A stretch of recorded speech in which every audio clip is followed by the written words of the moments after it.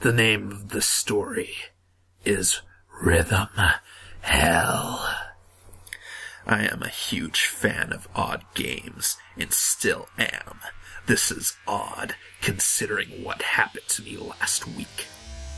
One day, I was browsing YouTube when I came across a game called Rhythm Heaven Fever. The video was of a mini-game where a lady was interviewing a wrestler. This game looked amazing, but my GameStop did not have a copy of it, probably because the lady's lifespan was over. When I got home, I decided to look on Amazon for a copy.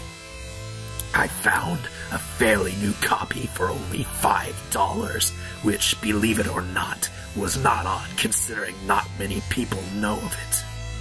I ordered it. Over the next 3 days waiting, I watched many Rhythm Heaven perfect plays to get a feel for the game, and I loved it even more. So the day I got home from school and saw the package, I was filled with delight like a child on Christmas.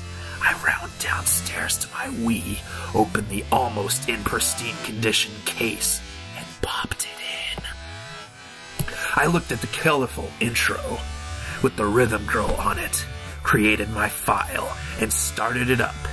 It went normal, and I had a blast playing. That is until Samurai Slice. I did not notice the subtle change because I was too focused on the rhythm. It was not until I went back to go for a perfect when I noticed the change.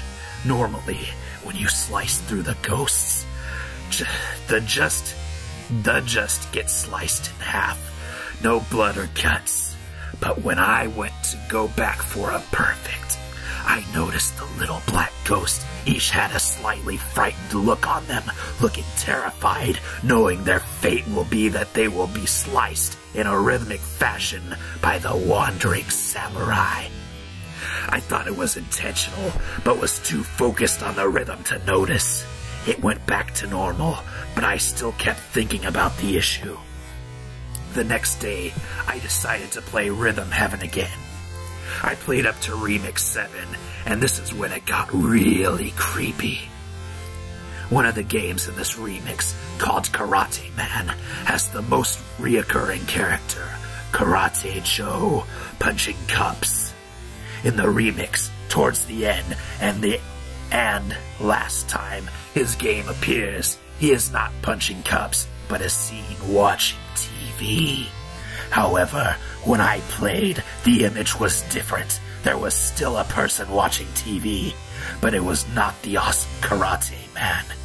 It looked almost like a zombie mixed with an alien, but it was hard to tell because you could not see the face. On the TV, there was a picture of a bloody corpse at the end of the remix. When the cheerleaders made the picture with the books, it was that same corpse. I finished the remix quickly, not wanting to break my streak of superbs, but when I finished, I turned it off right away. I knew this was not supposed to happen. I have watched many perfect plays, and not once was there a bloody corpse. I did not play for a whole month.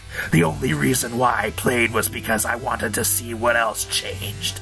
To my surprise, Remix 8 and my favorite, Remix 9, played normal.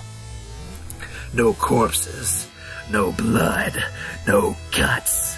That is until I got to the first game in the last set, Packing Pest 2. Instead of catching candy, it looked like you were catching some piece of flesh, not hyper-realistic. But still, not something you would see in a Rhythm Heaven game. The last 3 games were relatively normal, but there was a bloody thing here and there. Instead of microbes, Micro Row 2 had red blood cells. Figure Fighter 2 was punching a hung body, and Karate Joe was punching the same pieces of flesh from Packing Pest 2. Next was Remix 10. I was hesitant to not go, but I had to, or else curiosity would have gotten to the bee.